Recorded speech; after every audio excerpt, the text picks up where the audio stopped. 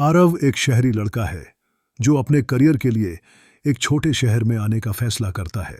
उसकी सुबहें अब चाय की एक छोटी सी दुकान से शुरू होती हैं, जहां काव्या अपने पिता की दुकान चलाती है।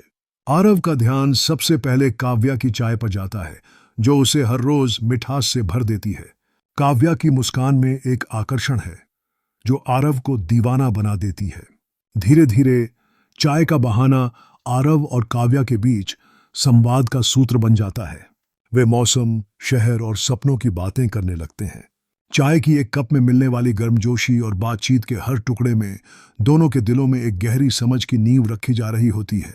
आरव के लिए काव्या का साथ अब उसके दिन का अनिवार्य हिस्सा बन चुका है। एक दिन बारिश का मौसम आता है। आरव छाता खोले बिना अधीरता से चाय की दुकान पर पहुंचता है।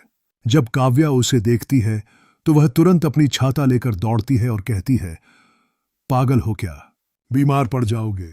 यह इस पल में भावना की गर्मी और चिंता का एहसास होता है।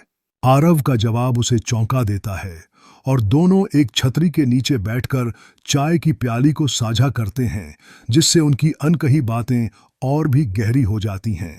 कुछ समय बाद आरव ने एक कोमल प्रस्ताव तैयार किया। उसने कागज पर लिखा, क्या तुम मेरी जिंदगी की चाय बनोगी? जरा मीठी, जरा गर्म और हमेशा के लिए। और यह एक सरल किंतु गहरा सवाल था जो दोनों की भावनाओं का आदान प्रदान करता है। काव्या के आंसू खुशी के होते हैं और उसकी एक सरल हाँ सबसे मजबूत वादे का प्रतीक बन जाती है। अब जब भी कोई उस चाय की दुकान पर जाता है तो उन्हें वहां दो दिलों का ख्याल रखने वाले बनते हुए देखता है। यह केवल चाय की दुकान नहीं रह गई, बल्कि यह सच्चे प्रेम और भावनात्मक समझ का प्रतीक बन गई है। यह कहानी हमें सिखाती है कि सच्चा प्यार दिखावे में नहीं, बल्कि सरलता और भावनाओं में छिपा होता है।